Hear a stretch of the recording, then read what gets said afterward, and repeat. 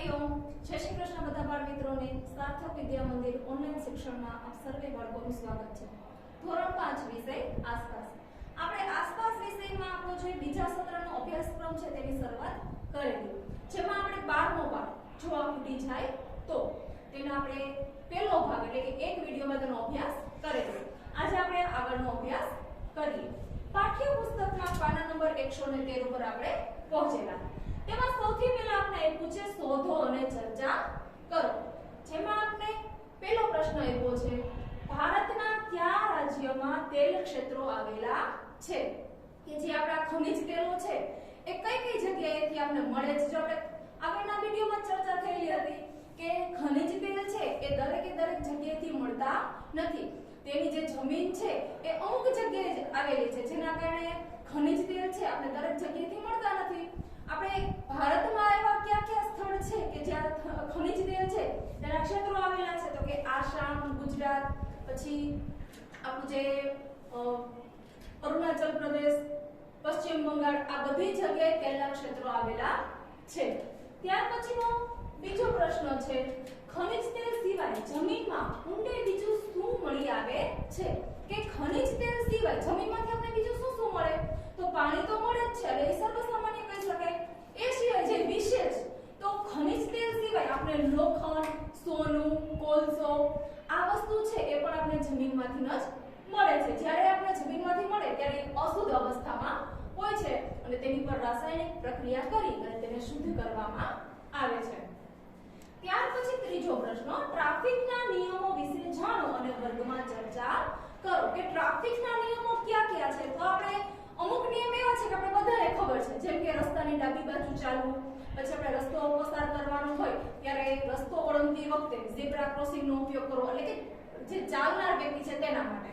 પછી આપણા જે જાહેર સ્થળો હોય જેમ કે હોસ્પિટલ હોય, શાળા હોય, તો ત્યાંથી પસાર થઈએ તો વાહનની સ્પીડ છે ધીમી રાખવી, હોર્ન છે એ ન વગાડવું, ઘોંઘાટ ન થાય માટે આપણે ખાસ ધ્યાન રાખવાની વાત છે। પછી જ્યારે આપણે સિગ્નલ ઉપર હોય અને ક્રોસિંગ હોય તો સ્વાભાવિક છે કે ફાટક હોય તો ફાટકને બંધ હોય, ટ્રેન આવવાની હોય, ફાટક બંધ હોય એટલે આપણે એ સમયે વાહનનું જે એન્જિન છે એ બંધ કરી દઈએ, જેથી કરીને ઘોંઘાટ ન થાય, હવાનું પ્રદૂષણ ન થાય। એટલે આવા જે નાના મોટા જે નિયમો છે એ આપણે જાણતા હોય તો એ આપણા માટે જાણવા પણ જરૂરી છે અને તેને અમલમાં મૂકવા પણ જરૂરી છે। ત્યાર પછીનો ચોથો પ્રશ્ન છે કે આપણે પેટ્રોલ અને ડીઝલનો વિવેકપૂર્વક ઉપયોગ કરવો જોઈએ, શા માટે। હવે આપણે જે પેટ્રોલ ડીઝલ છે એનો વિવેકપૂર્વક ઉપયોગ કરવો શા માટે, તો કે પેટ્રોલ અને ડીઝલ જેવા જે ખનિજ તેલો છે એ આપણે જમીનમાં ખૂબ જ ઊંડેથી મળે છે અને જમીનમાંથી મળે છે એટલે સ્વાભાવિક છે કે આપણે તેને બનાવી શકતા નથી, તે સંપૂર્ણપણે કુદરતી છે કે કુદરત દ્વારા જ તે બને છે। હવે કુદરત દ્વારા બને છે તો એને બનતા ખૂબ જ વાર લાગે, લાખો વર્ષ જેટલો સમય છે તેમાં વીતી જાય છે, જેની એની જે બનવાની ક્ષમતા છે એ ક્ષમતા કરતા વપરાશની ક્ષમતા વધી ગઈ છે, એટલે કે આપણે પેટ્રોલ ડીઝલનો ઉપયોગ છે એ ભરપૂર કરીએ છીએ। હવે વપરાશની સામે જે બનવાની પ્રક્રિયા છે ખૂબ જ ધીમી છે, જેને કારણે પેટ્રોલ ડીઝલ છે એ એવું કહી શકાય કે આવનાર 50 થી 75 વર્ષ ચાલે એટલું જ પેટ્રોલ ડીઝલ છે જમીનમાં બચ્યું છે, મતલબ કે આપણી જે આવનારી પેઢી છે તેને પેટ્રોલ ડીઝલ માટે ઘણી બધી મુશ્કેલીઓ પડશે, કેમ કે પેટ્રોલ ડીઝલ જેવા જે ખનિજ તેલો છે તેને બનવામાં ખૂબ લાંબો સમય જતો રહે છે। એટલા માટે પેટ્રોલ ડીઝલ જેવા જે ખનિજ તેલો છે તેનો ઉપયોગ છે આપણે વિવેકપૂર્વક કરવો જોઈએ। ત્યાર પછી એ પૂછે કે તેઓએ આગળ ચર્ચા કરી, હવે બાળકો છે એ આગળ ચર્ચા કરે છે, તેમાં દિવ્યા કહે છે શું પેટ્રોલ ખૂટી જવા આવ્યું છે, પોસ્ટરમાં કહે છે કે પેટ્રોલ કાયમ રહેવાનું નથી। હવે દિવ્યા છે એ પોસ્ટર વાંચે છે અને પોસ્ટર વાંચી અને કાકાને સવાલ કરે છે કે શું કે ખરેખર કે પેટ્રોલ ખૂટી જવાનું છે, કે એમાં એવું કીધું છે કે પેટ્રોલ કે કાયમ નહીં રહે, તો કાકા શું કહે છે આપણે તેને જેટલું ઝડપથી કાઢીએ છીએ એટલું ઝડપથી તે બનતું નથી, કે જેટલી ઝડપથી જમીનમાંથી આપણે તેને બહાર કાઢીએ છીએ એટલી જ ઝડપથી તે જમીનમાં પાછું બનતું નથી, જમીનની અંદર તેને બનતા લાખો વર્ષો લાગે છે, કે પેટ્રોલ ડીઝલ જેવા જે ખનિજ તેલો છે તેને બનતા ખૂબ જ લાંબો સમય, લાખો વર્ષ જેટલો સમય તેમાં લાગી જાય છે। અબ્રાહમ કહે છે કે જો ઓઇલ ખૂટી જશે તો વાહનો કેવી રીતે ચાલશે। હવે અબ્રાહમ છે એ કાકાની વાત સાંભળે છે અને તેને તરત વિચાર આવે છે કે ઓઇલ કે ખોટી જશે તો કે વાહન કઈ રીતે ચાલશે? તો મંજુ શું કહે છે કે સીએનજી થી મેં ટીવી પર જોયું હતું કે વાહનો સીએનજી થી પણ ચાલે છે. હવે જે મંજુ છે એને સમજાવે છે સીએનજી એ કોમ્પ્રેસ્ડ ગેસ, આપણે જે સીએનજી વાળી જે રિક્ષા જોઈએ છે એ રિક્ષા સીએનજી થી ચાલે છે, જેને પ્રવાહીકૃત કુદરતી વાયુ આપણે તરીકે ઓળખીએ છીએ. એટલે મંજુ એને કહે છે કે સીએનજી થી ચાલે છે અને તે ધુમાડો પણ ઓછો કરે છે. ત્યાર પછી કાકા છે એ હસે છે. કાકા હસી અને કહે છે તે પણ જમીનની નીચેથી જ આવે છે. કાકાને શું કહે છે કે સીએનજી ગેસ છે જે કુદરતી ગેસ છે એ પણ કે જમીનની અંદરથી જ આવે છે, પણ તે મર્યાદિત જ છે. હવે સીએનજી છે એ પણ ખૂબ જ મર્યાદિત છે. તો દિવ્યા શું કહે છે? વાહનો ચલાવવા વિદ્યુતનો ઉપયોગ થઈ શકે છે. મેં વિદ્યુતથી ચાલતી મોટરસાયકલ જોઈ છે. આપણે જે ઇલેક્ટ્રિક બાઇક અથવા ઇલેક્ટ્રિક વાહન કહેતા હોય તે કે જે આપણે મોબાઈલમાં જે બેટરી ચાર્જ કરીએ તેવી જ રીતે વાહનની બેટરી ચાર્જ કરી અને વાહન ચલાવી શકીએ. એટલે દિવ્યા શું કહે છે કે મેં કે એવું સાંભળ્યું છે ને એવું જોયું છે કે વિદ્યુતથી પણ આપણે વાહન છે એ ચલાવી શકીએ, જેમ કે મોટરસાયકલ. તો અબ્રાહમ શું કહે છે? આપણે કંઈક કરવું જોઈએ, નહીં તો જ્યારે આપણે મોટા થઈશું ત્યારે મુસાફરી કેવી રીતે કરીશું? હવે અબ્રાહમ છે એ શું કહે છે કે હા એ કે હવે પેટ્રોલ ડીઝલ કે ખતમ થવા ઉપર છે તો કે આપણે કંઈક વિચારવું પડશે. એ કે આપણે મોટા થાશું તો આપણે કે જે મુસાફરી છે કે કઈ રીતે કરશું? તો દિવ્યા શું કહે છે? જો રસ્તા પર વાહન ઓછા થઈ જાય તો મારા દાદી ખુશ થશે. તે કહે છે જો વાહનો કીડીઓની જેમ લાઈનમાં ઊભા છે તમે મોટા થશો ત્યારે શું કરશો? હવે દિવ્યા શું કહે છે કે રસ્તા પર કે વાહન ઓછા થઈ જાય ને તો કે મારા દાદી છે બહુ ખુશ થાય, કેમ કે મારા દાદી છે કે વાહનને જોઈને કહેતા રહે કે જોઈએ કે રસ્તા પર વાહન છે કીડીની જેમ ઊભા છે. અને દાદી છે એટલા માટે ખુશ થાય કેમ કે દાદી સમજે છે કે આ જે પેટ્રોલ ડીઝલ જે આપણે વાપરીએ છીએ એમાંથી જે ધુમાડો થાય છે એ ધુમાડાને કારણે વાતાવરણ પણ બગડે છે અને આપણે કહી શકીએ કે તેના લીધે જે અમુક બીમારીઓ છે એ પણ થાય છે. મંજુ કહે છે જો આ કારમાં ફક્ત એક કે બે લોકો જ બેઠા છે. હવે મંજુ છે આજુબાજુ નજર કરે છે તેને દેખાય આવે છે કે એક જે કાર હોય એમાં એક થી બે વ્યક્તિ બેઠા હોય છે. આ બધા બસનો ઉપયોગ કરતા નથી. શા માટે નથી કરતા એવો વિચાર પણ તેને આવે છે કે એક ગાડીમાં એક થી બે વ્યક્તિ બેઠા છે કે બસનો ઉપયોગ કે શા માટે નહીં કરતા હોય? તો અબ્રાહમ શું કહે છે કે તેનાથી પેટ્રોલ બચશે. એક બસ ઘણા લોકોને લઈ જઈ શકે છે. મંજુની વાત સાંભળે છે અબ્રાહમ શું કહે છે કે હા કે તારી વાત સાચી કે જો એક બસમાં જાજી બધી વ્યક્તિ મુસાફરી કરે તો એ કે ઘણા બધા લોકોને તે એક જગ્યાએથી બીજી જગ્યાએ લઈ જઈ શકે કે જેનાથી પેટ્રોલ ડીઝલની પણ બચત થશે. પણ કે લોકો એવું શા માટે નહીં કરતા હોય? તો મંજુ શું કહે છે જ્યારે હું મોટી થઈશ ત્યારે સૂર્યપ્રકાશથી ચાલતી જે કાર છે એ હું શોધીશ. એટલે મંજુ શું કહે છે કે મોટી થઈશ ને એટલે સૂર્યના પ્રકાશથી જે ચાલે ને તેવી કે કાર કે હું શોધીશ, જેને આપણે સોલાર કહીએ છીએ. પછી આપણે તે ખૂટી જશે તેની ચિંતા કરવાની રહેશે નહીં. મંજુ શું કહે છે કે સૂર્યથી ચાલતી કે કાર આપણે શોધી લઈએ એટલે કે આપણે ચિંતા જ નહીં કરવી પડે, કેમ કે સૂર્ય રોજ ઉગવાનો છે. સૂર્યના પ્રકાશના કારણે એની જે બેટરી છે એ સૂર્યના પ્રકાશમાં ચાર્જ થઈ જશે એટલે સૂર્યનો પ્રકાશ છે એ ખૂટવાનો કોઈ સવાલ નથી કે પછી કે આપણે તે ચિંતા નહીં લે. આપણે તેનો જેટલો ઉપયોગ કરવો હોય તેટલો કરીશું. મંજુ શું કહે છે કે આપણે તેનો ઉપયોગ છે આપણી મરજી પ્રમાણે કરી શકીશું. આગળ એ પૂછે પૃથ્વીમાંનો ખજાનો. પૃથ્વીના પેટાળમાં ક્યાં ઓઇલ છે તે શોધવું સરળ નથી. હવે જો આપણે આગળ જ વાત થઈ તેમ કે જમીનની અંદર પેટ્રોલ છે બધી જગ્યાએ નથી હોતું. હવે કઈ જગ્યાએ છે પેટ્રોલ કે ડીઝલ જેવા જે ખનિજ તેલ છે કઈ જમીનમાં કઈ જગ્યાએ છે એ શોધવું પણ અઘરું છે. વૈજ્ઞાનિકો તેને શોધવા ખાસ તકનીકો અને યંત્રોનો ઉપયોગ કરે છે કે વૈજ્ઞાનિક છે એ જમીનમાંથી જે ખનિજ તેલ મેળવવાનું હોય તો એ કઈ જમીનમાંથી મળે એ શોધવા માટે જુદા જુદા યંત્રોનો ઉપયોગ છે એ કરતા હોય. પછી પાઇપલાઇન અને યંત્રો દ્વારા પેટ્રોલિયમ ખેંચવામાં આવે છે કે એ લોકોને જમીનમાંથી જાણ થઈ જાય કે ભાઈ આ જગ્યાએ ખનિજ તેલ છે એટલે ત્યાં મોટા મોટા યંત્રો મૂકે છે, ત્યાં ખાડો કરે, મોટા યંત્ર મૂકે અને પછી તેમાંથી જે પેટ્રોલિયમ આપણે જે ખનિજ તેલ છે એ પેટ્રોલિયમને તેમાંથી તે ખેંચે એટલે કે બહાર કાઢે છે. આ ઓઇલ ગંધવાળું, જાડું, ઘેરા રંગનું પ્રવાહી છે. જ્યારે પેટ્રોલિયમને જમીનમાંથી બહાર કાઢવામાં આવે ત્યારે અશુદ્ધ અવસ્થામાં હોય એટલે કે શુદ્ધ હોતું નથી. તે એનો રંગ કેવો હોય તે એકદમ ઘાટો ભૂરો કે કાળા રંગનું હોય, એકદમ જાડું ઘટ પ્રવાહી હોય અને તેમાંથી ગંધ આવે તેવું તે પ્રવાહી હોય. તેની અંદર ઘણી બધી વસ્તુઓ ભરેલી હોય છે. આપણે આગળ જ વાત થઈ એમ કે જ્યારે ખનિજ તેલ જમીનમાંથી બહાર આપણે કાઢીએ છીએ ત્યારે અશુદ્ધ અવસ્થામાં અને મિક્સ હોય, બધી ધાતુ છે તેમાં મિક્સ હોય એટલે તેને બધી વસ્તુ જે છે એમાં ભરેલી હોય છે એટલે તેને સાફ કરી અને જુદું પાડવામાં આવે છે. જુદું પાડવા માટે શું કરવામાં આવે તો કે તેને રિફાઇનરીમાં મોકલવામાં આવે કે આ જે ઘાટું પ્રવાહી બહાર નીકળ્યું છે એ પ્રવાહીમાં જે જુદી જુદી વસ્તુ, જુદા જુદા ખનિજો રહેલા છે તેને અલગ કરવા મોટી મોટી રિફાઇનરીમાં તેને મોકલવામાં આવે છે. આગળ એ પૂછ્યું કે રિફાઇનરી વિશે સાંભળ્યું છે તો કે રિફાઇનરીમાં શું થાય કે જે અશુદ્ધ અવસ્થામાં પદાર્થ આવ્યો હોય તેની પર રાસાયણિક અને યાંત્રિક પ્રક્રિયા કરી અને તેમાંથી જુદી જુદી વસ્તુ છે અલગ કરવામાં આવે છે. અલગ કરી અને પછી તેને બજારમાં વેચવા માટે મૂકવામાં આવે છે. આપણે આ પેટ્રોલિયમમાંથી જ kerosene, diesel, petrol, engine oil, વિમાન માટે ઈંધણ જે વાપરીએ છીએ એ વિમાન માટેનું ઈંધણ આ બધું છે એ આપણે પેટ્રોલિયમમાંથી મળે છે. શું તમે જાણો છો એલપીજી? એલપીજી એટલે આપણે જે ગેસના બાટલા હોય તે લિક્વિફાઈડ પેટ્રોલિયમ ગેસ. એલપીજી પછી વેક્સ, કોલટાર, ગ્રીસ આ બધું જ આપણે જમીનમાંથી મળે છે.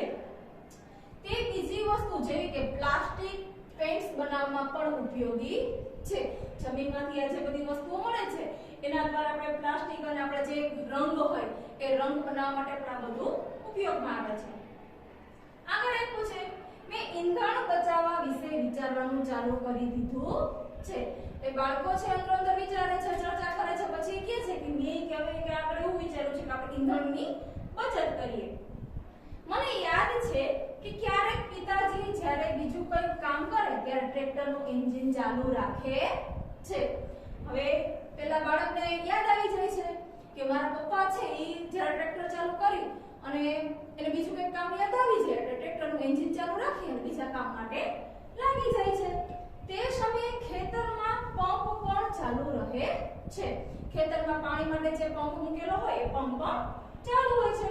કેટલું બધું નુકસાન થાય એ વિચારે છે કે પપ્પા બીજી જગ્યાએ કામ કરતા હોય, અહીંયા ટ્રેક્ટરનું એન્જિન ચાલુ હોય, વાડીમાં પંપ ચાલુ હોય તો કે આને ચલાવવા માટે જે ડીઝલનો ઉપયોગ થાય છે કે કેરોસીનનો ઉપયોગ થાય છે તો એમાં કેટલા બધા પેટ્રોલ, ડીઝલ, કેરોસીન જેવા ખનિજ તેલો છે એ વેડફાઈ જાય છે. જો તેને સદુપયોગ કરીએ તો બરાબર છે પણ તેનો જો વ્યય થાય તો એ પણ સારી બાબત નથી. જ્યારે હું ઘરે જઈશ ત્યારે પિતાજી સાથે વાત કરીશ એટલે શું કહે છે કે હવે હું જ્યારે ઘરે જઈશ અને કે પિતાજી સાથે કે હું ચોક્કસ કે વાત કરીશ કે તમે જ્યારે બીજું કામ કંઈ કરતા હો તો એ સમયે તમારે જે ટ્રેક્ટરનું એન્જિન છે બંધ કરી દેવું, જ્યારે પાણીના પંપની જરૂર ન હોય ત્યારે પંપ બંધ કરી દેવો જેથી કરીને ખનિજ તેલનો છે એ બચત આપણે કરી શકીએ. આગળ આપણે આપ્યું છે પ્રશ્ન, જેમાં પહેલો પ્રશ્ન છે કે બધા વાહનો શાનાથી ચાલે છે?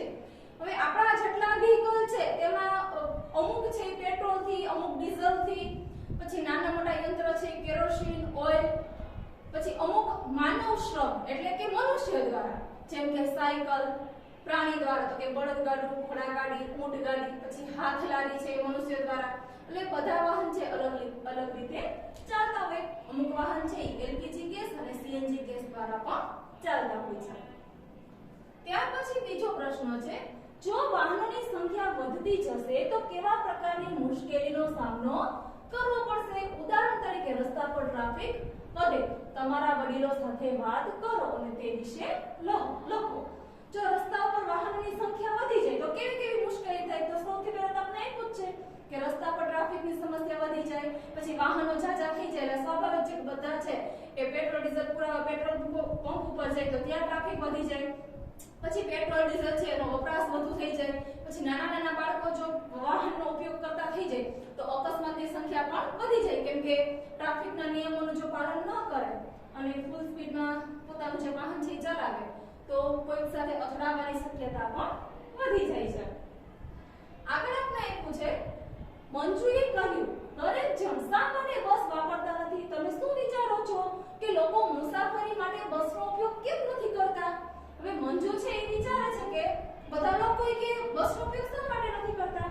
તો આપણે આ સમયની વાત કરીએ કે બધા લોકો બસનો ઉપયોગ કરે એ પણ શક્ય નથી. આવું શા માટે થાય?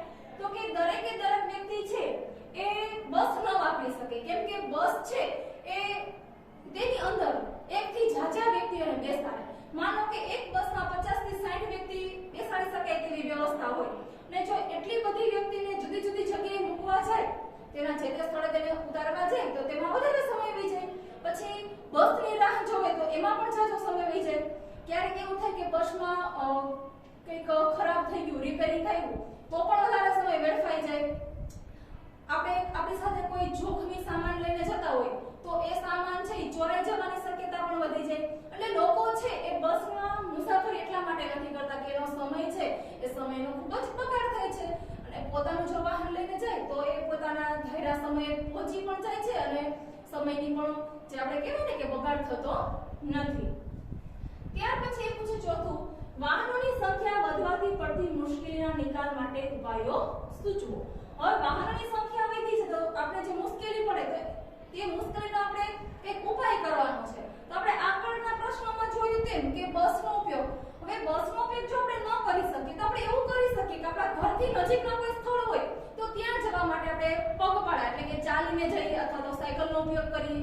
પછી કોઈ કામનું સ્થળ હોય ત્યાં બે વ્યક્તિ સાથે કામ કરતી હોય અને નજીકમાં રહેતી હોય તો એક વાહનમાં બે વ્યક્તિ છે એ જઈ અને કામ પતાવી દે તો પણ આપણો વાહન છે તેમાં જે ખનિજ તેલ વપરાય છે એની આપણે બચત કરી શકીએ છીએ.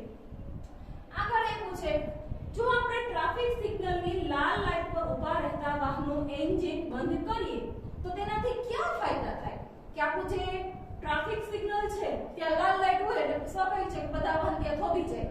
ત્યારે જો બધા વાહનના એન્જિન બંધ થઈ જાય તો આપણે શું ફાયદો થાય? તો કે સૌથી પહેલા તો એ એન્જિનમાં વપરાતા petrol, diesel, kerosene, CNG, LPG જેવા જે ખનિજ તેલ છે એનો વપરાશ બંધ થઈ જાય. એટલે કે એન્જિન જ્યારે ચાલુ હોય ત્યારે પેટ્રોલ, ડીઝલ તો એ વાપરવાનું જ છે તો આપણે એન્જિન બંધ કરી દઈએ તો આ જે ખનિજ તેલ છે એટલો સમય વાપરતા અટકાઈ જાય. પછી જે વાહનમાંથી ધુમાડા નીકળે છે એ ધુમાડા નીકળતા બંધ થાય, જેથી કરીને હવાનું જે પ્રદૂષણ છે એ થોડુંક ઓછું થઈ જાય. જે વાતાવરણ છે એ વાતાવરણમાં થોડુંક શુદ્ધતા આપને જણાય. વાહનનું એન્જિન બંધ છે એટલે સ્વાભાવિક છે કે વાહનમાંથી કોઈ અવાજ ના આવે એટલે ધ્વનિ પ્રદૂષણ પણ ત્યાં અટકી જાય, ધુમાડો ન થાય જેના કારણે સ્વાસ્થ્ય છે તેમાં જે ખરાબ અસર છે એ ઓછી પડે. તો આ એના ફાયદા થાય. આગળ આપણે એ પૂછે કે શોધો અને લખો. હવે અહીંયા આપણે સ્કૂટર, કાર અને ટ્રેક્ટર ત્રણ વાહનના નામ આપેલા છે. હવે પેટ્રોલ કે ડીઝલથી ચાલે છે તો 1 લિટર પેટ્રોલ કે ડીઝલમાં કેટલે દૂર જઈ શકે તે આપણે નોંધ કરવાની છે. તો આપણે સ્કૂટરની વાત કરીએ તો સ્કૂટરની જે ટાંકી છે એમાં એક સાથે કેટલું પેટ્રોલ ભરી શકાય? તો કે 5 થી 6 લિટર જેટલું આપણે પેટ્રોલ છે એમાં ભરી શકીએ. કાર હોય તો કારમાં છે આપણે 30 લિટર જેટલું પેટ્રોલ કે ડીઝલ ભરી શકીએ. ને ટ્રેક્ટર હોય તો 40 લિટર જેટલું પેટ્રોલ કે ડીઝલ તેમાં ભરી શકીએ. જેવી જેની પેટ્રોલ કે ડીઝલની ટાંકી હોય એ પ્રમાણે તેમાં આપણે ઈંધણ છે એ ભરી શકતા હોય. હવે 1 લિટર પેટ્રોલ કે ડીઝલમાં વાહન કેટલા કિલોમીટર ચાલે? તો સ્કૂટર છે એ 45 કિલોમીટર જેટલું ચાલે. હવે આપણે કારની વાત કરીએ તો કાર છે એ 12 થી 14 કિલોમીટર જેટલું અંતર છે એ 1 લિટર ઈંધણમાં કાપે. અને ટ્રેક્ટરની વાત કરીએ તો ટ્રેક્ટર છે એ 8 થી 10 કિલોમીટર નું અંતર છે એ કાપે છે.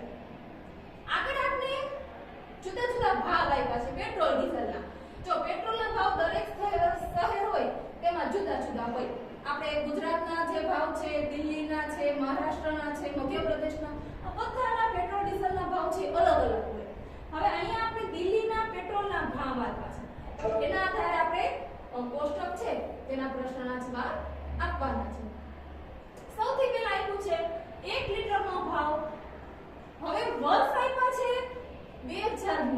2014 અને 2019. હવે પેટ્રોલ ડીઝલના ત્રણેય વર્ષના ભાવ આપણે આજના ભાવ લખીએ તો પેટ્રોલનો અત્યારનો જે ભાવ છે એ 95 રૂપિયા અને 39 પૈસા અને જ્યારે ડીઝલના ભાવની વાત કરીએ તો 89 રૂપિયા અને 39 પૈસા. આ આપણા અત્યારના ગુજરાતના ભાવ. હવે પેટ્રોલનો ભાવ 2009 માં કેટલો હતો તો કે 40 રૂપિયા અને 62 પૈસા. 2014 માં તો કે 72 રૂપિયા અને 26 પૈસા.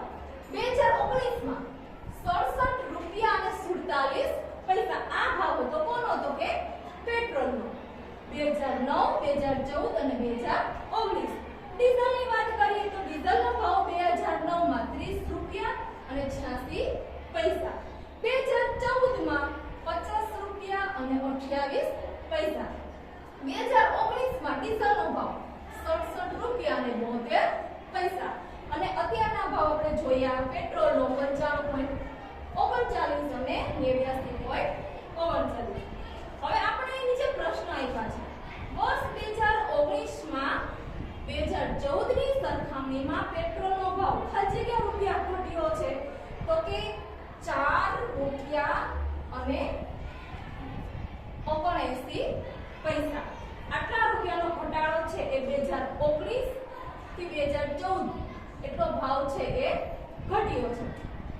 ત્યાર પછી ડીઝલનો ભાવ કેટલો વધ્યો છે 2019 અને 2014 ની વાત કરીએ તો ડીઝલનો ભાવ છે એ 17 રૂપિયા અને 44 પૈસા જેટલો વધારો આવેલો છે. અહીંયા જો આપણે કાયદેસર દેખાય જ છે કે 2019 ની સરખામણીમાં 2014 માં ભાવ વધારે હતા. કોના તો કે પેટ્રોલના. ડીઝલની વાત કરીએ તો 2014 ની સરખામણીમાં 2019 માં ડીઝલનો ભાવ છે એ વધી ગયો છે.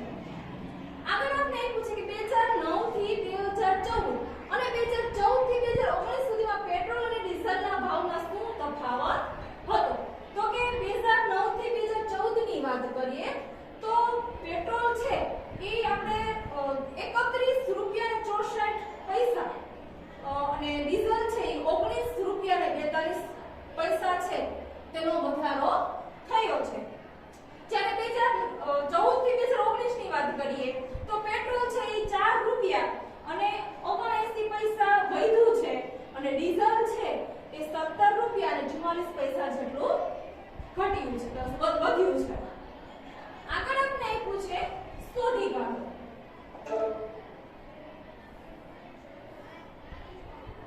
જેમાં આપણે પહેલા એ પૂછે કે તમારા વિસ્તારમાં પેટ્રોલ અને ડીઝલનો ભાવ શું છે કે આપણા વિસ્તારમાં પેટ્રોલ અને ડીઝલનો ભાવ કેટલો છે તો કે પેટ્રોલનો ભાવ છે એ 95 રૂપિયા અને ડીઝલનો ભાવ છે એ 89 રૂપિયા. ત્યાર પછી એ પૂછે કે પેટ્રોલ અને ડીઝલનો ભાવ કેમ વધે છે તો કે પેટ્રોલ અને ડીઝલનો ભાવ એટલા માટે વધે છે કે જે ઝડપથી આપણે પેટ્રોલ ડીઝલનો વપરાશ કરીએ છીએ એ ઝડપથી પેટ્રોલ ડીઝલ છે એ જમીનમાંથી આપણે મળતા નથી. એટલે કે તેની જે બનવાની ક્ષમતા છે ખૂબ જ ધીમી છે જેના કારણે આપણે એને જેટલું આપણે ઝડપથી બહાર કાઢીએ છીએ એટલું ઝડપથી અંદર નથી બનતું જેના કારણે પેટ્રોલ ડીઝલ છે તેના ભાવ છે દિવસે ને દિવસે વધતા જાય છે. આપણે છેલ્લા 6 મહિનાનો આંકડો જોઈએ તો કન્ટિન્યુ પેટ્રોલ ડીઝલના ભાવ છે વધવા લાગ્યા છે. દિલ્હીની વાત કરીએ તો દિલ્હીમાં હાલ પેટ્રોલનો ભાવ 101 રૂપિયા અને ડીઝલનો ભાવ 88 રૂપિયા. ટૂંકમાં આપણા કરતા દિલ્હીમાં પેટ્રોલ અને ડીઝલના બંનેના ભાવ છે એ ડીઝલનો ભાવ છે 1 રૂપિયો ઓછો છે જ્યારે પેટ્રોલનો ભાવ છે એ આપણા કરતા 5 થી 6 રૂપિયા વધારે છે. આગળ એ પૂછે કે તમારા ઘરમાં એક મહિનામાં કેટલું પેટ્રોલ ડીઝલ વપરાય છે તે શા માટે વપરાય તો દરેકના ઘરમાં પેટ્રોલ ડીઝલ વપરાવાનું પ્રમાણ છે એમાં ઘણી બધી કહેવાય કે ભિન્નતા છે. એક સરખું હોતું નથી. જેવું આપણે વાહન ચલાવીએ એ પ્રમાણે તેના ઈંધણ છે એ વપરાતા હોય. કેટલી અંતર સુધી આપણે લઈ જતા હોય તેના ઉપર આપણે એ પેટ્રોલ ડીઝલ છે એ વપરાશ છે તેની પર આધાર રાખે છે. આગળ આપણે એક પોસ્ટર આપ્યું છે. અહીં એક પોસ્ટર આપ્યું છે. હવે આપણે એક પોસ્ટર જોવાનું છે અને આપણે નીચે જ તેના પ્રશ્ન આપ્યા છે. એ પ્રશ્નના જવાબ આપણે આપવાના છે. પોસ્ટરની નીચે એક સરસ મજાનું સૂત્ર આપ્યું છે ઈંધણ બચાવો તેને આદત બનાવો. આપણા જેટલા ઈંધણ છે તેને બચાવવાની આપણે આદત છે એ બનાવવી જોઈએ. હવે સૌથી પહેલો પ્રશ્ન તેનો આપ્યો છે આપણને ઈંધણ ક્યાં ઉપયોગી છે કે આપણા જેટલા ઈંધણો છે કઈ કઈ જગ્યાએ ઉપયોગમાં કરવા માટે ઉપયોગમાં આવે છે. પછી પ્રકાશ માટે એટલે આપણે જે ફાનસ વાપરીએ તેમાં કેરોસીન વપરાય છે તો એ ફાનસ માટે, પછી વિમાન માટે, કાર માટે, ટ્રેક્ટર માટે. એ સિવાય આપણું જે એલપીજી કે સીએનજી જે આપણે કહીએ તે પણ એક જાતનું ઈંધણ છે, તેમાં વપરાય છે. પછી આપણા જે મોટા મોટા યંત્રો હોય તેમાં વપરાય છે, જનરેટરમાં વપરાય છે. પછી પ્લાસ્ટિકના જે સાધન બનાવવાના હોય એ પ્લાસ્ટિકની બનાવટ માટે આપણા ઈંધણ ઉપયોગી છે. પછી આપણે જે ઘરમાં કલર કામ કરીએ છીએ એ કલરનો જે રંગ છે એ રંગ બનાવવા માટે પણ આ જે ઈંધણ છે એ ખૂબ જ જરૂરી છે. આગળ આપણે પૂછ્યું કે ડીઝલ ક્યાં વપરાય છે, શોધી કાઢો. કેમાં ડીઝલ વપરાય છે તો કે જનરેટરમાં ડીઝલ વપરાય છે, પછી ટ્રેક્ટરમાં, ગાડીમાં, આ બધી જગ્યાએ ડીઝલનો વપરાશ થાય છે. ચલો અહીંયા સુધીનો અભ્યાસ છે અહીં આપણે અધૂરો છોડીએ છીએ. આગળનો જે અભ્યાસ છે આપણે પછીના વિડિયોમાં કરીશું. જય શ્રી કૃષ્ણ.